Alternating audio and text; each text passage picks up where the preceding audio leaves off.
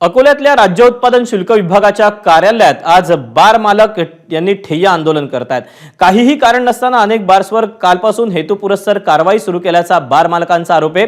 यासोबतच अकोल्यातील खाजगी हॉटेल आणि धाब्यांवर सुरू असलेल्या अवैध मद्य विक्रीकडे उत्पादन शुल्क विभागानं जाणीवपूर्वक दुर्लक्ष केल्याचा आरोप करण्यात येतोय।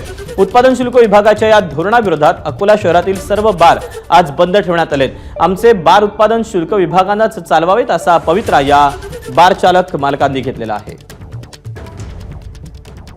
आज आम्ही सर्व अकोला जिल्हा बार असोसिएशन तर्फे मॅडमला बुटलेकिंग, अवैध विक्री, धाब्यावर जे लोक बसतात त्यासाठी निवेदन द्यायला आलो होतो।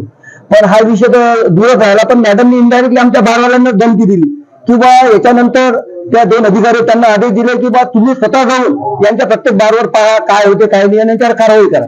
त्यामुळे आम्ही असं ठरवलं की आम्हाला तसंही आमचे व्यवसाय खूप कमी झालेले आहे, त्यामुळे आम्ही सर्व बारवाले असं ठरवलं की बा आमच्या बारच्या चाब्या इथं एक्साइज ऑफिसमध्ये जमा करायच्या व आमचे व्यवसाय बंद करायचे। एबीपी माझा, उघडा डोळे बघा नीट।